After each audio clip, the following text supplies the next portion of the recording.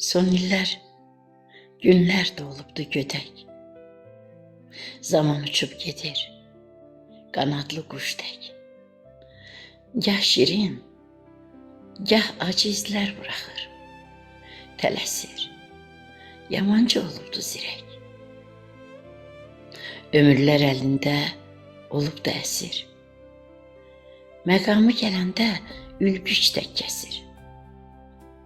Sayı bilinməyən aciz suallar cavab almaq üçün olubdu yesir. Bəzən ədalətli imzasını atır. Bəzən hökm oxuyur, günaha batır. Saat əqrəbinin çıqqıltısında insanlar əbədi yuxuya yatır. Bir anın içində ömür dəyişir.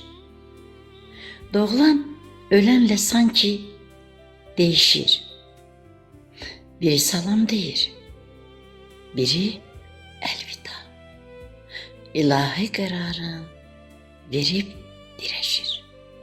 Biri salam deyir, biri əlvida. İlahi qərarın verib dirəşir.